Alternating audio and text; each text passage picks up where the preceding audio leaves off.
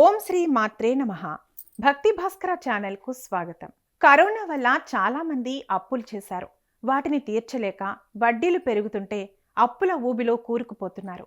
అలాంటి వారు ఈ పూజ చేయాలని పండితులు సూచిస్తున్నారు. అప్పు అనేది గుదిబండ లాంటిది. అది ఎప్పటికీ ప్రమాదకరమే. కొంచెం అప్పు ఉన్నా చాలు, దానిపై వడ్డీ, చక్రవడ్డీ పడుతూ కొండలా మారుతుంది. అందువల్ల అప్పుల ఊబిలో ఉన్నవారు మాతా లక్ష్మీదేవి శరణు కోరాలని పండితులు సూచిస్తున్నారు. అప్పుల్లో ఉన్నవారికి లక్ష్మీ స్తోత్రం మంచి ఫలితాలు ఇస్తుందని చెబుతున్నారు. మీరు లక్ష్మీదేవిని పూజించాలనుకుంటే రోజూ స్నానం చేసి తామర గింజల మాలతో గాయత్రి మంత్రాన్ని 108 సార్లు చదవాలి. ఈ మాల ఎక్కడి నుంచి తేవాలి అనే డౌట్ రావచ్చు. ఆన్లైన్ ఈ-కామర్స్ సైట్లలో వీటిని అమ్ముతున్నారు.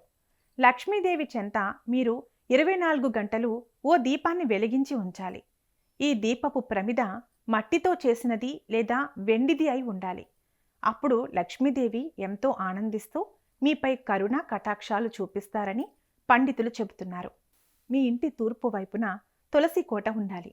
చిన్నదైనా పర్వాలేదు, కానీ దానిలో రోజూ ఉదయం వేళ ఓ దీపం వెలిగించాలి. తులసికి నమస్కారం పెట్టి లక్ష్మీదేవిని మొక్కుకోవాలి. ఇలా చేస్తే లక్ష్మీదేవి ఎంతో సంతోషిస్తారట. మీకు అప్పులు మరీ ఎక్కువగా పెరిగిపోతే మీరు మరో పూజ చేయవచ్చు. వెంటనే అప్పులు తీరుతాయి. ఇందుకోసం లక్ష్మీదేవి 12 శ్లోకాలు వరుసగా 12 రోజులు చదవాలి. దాంతో మీ అప్పులన్నీ తీరిపోతాయి.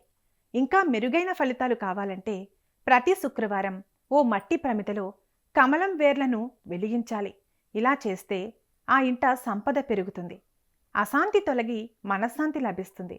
ప్రశాంత చిత్తంతో సరైన నిర్ణయాలు తీసుకుంటూ క్రమంగా అప్పుల ఊబి నుంచి బయటపడతారని పండితులు చెబుతున్నారు.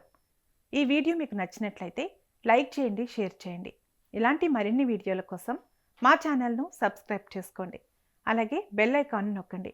దీనివల్ల మేం చేసే ప్రతి వీడియో నోటిఫికేషన్ రూపంలో మీ వద్దకు చేరుతుంది. సర్వే జన సుఖినో భవంతు.